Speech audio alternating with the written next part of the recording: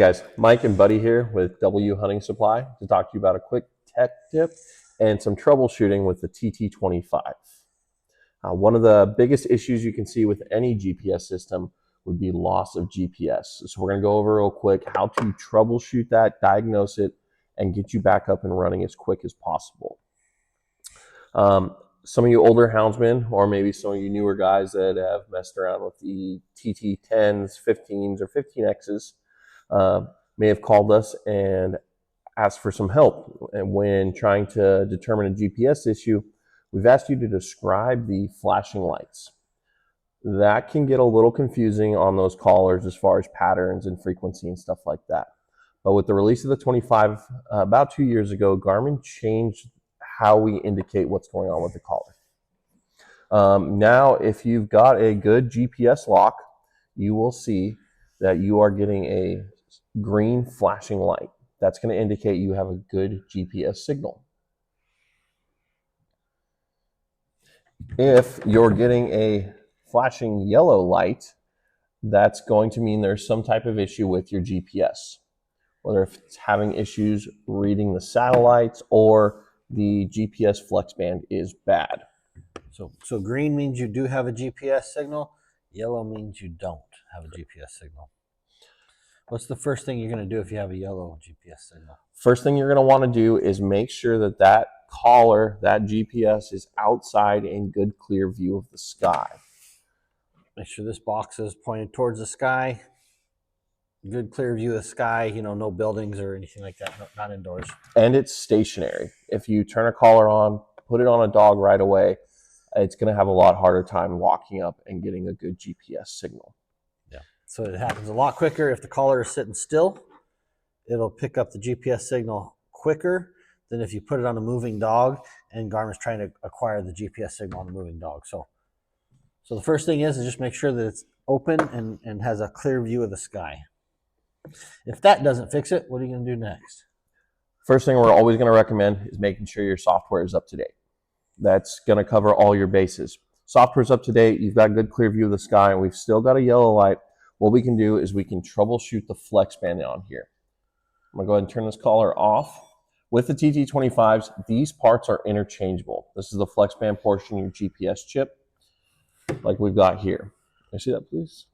On these, they have a little pogo connection right here in the front. That is going to make contact on the collar. In order to save a little time, we've already undone the screws on this, and we're just going to disconnect that. You can see there's two screws, two Phillips screws on the outside. You can see that you just screw those out. Make sure you don't lose those screws because they're hard to replace, and that will just pop off like that. So we're going to remove that. One thing we're going to want to do on that is make sure both of those surfaces are clean. You can use a dry swab, maybe a dry toothbrush, a little bit of electrical cleaner, and then make sure it's dry before you put it back together. The idea is to remove any debris or oxidization that may have built up. After you check that, you can reconnect that, screw that back together, being careful not to over tighten it. They are tiny little screws, you don't want to break them.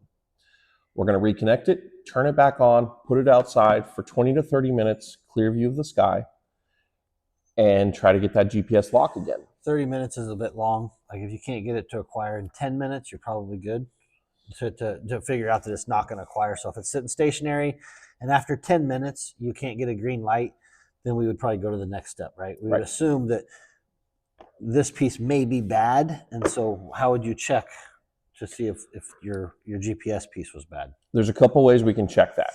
One, we always recommend having a spare. So if you've got a spare on hand, we can swap that out.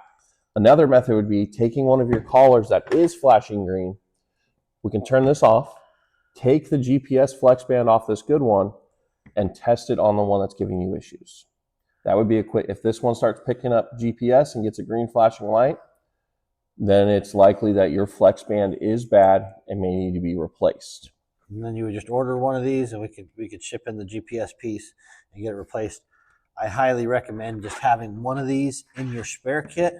Have it in your bag because it's much easier just to try and test and make sure that it's good, and you won't have to swap good collars with bad collars. But that's just one way. If you have two collars, one's working and one's not working, just swap the two GPS band pieces, and if the green light switches to this one and this one stays blinking yellow, then we know the actual GPS Flex Band is bad. So it's always a good idea to have some spare parts. If you're running a lot of collars, it's a good idea to have a spare collar, but that can be kind of expensive. The replacement Flex Band, the standard Flex Band that comes on this is around $50. Same with the smaller zero length Flex Band if you have a smaller breed, maybe you're running a smaller collar. There is another option if you want to have the reinforced Flex Bands. This one's got a little thicker rubber on it, and it's got a reinforced channel for your GPS wire to help protect it.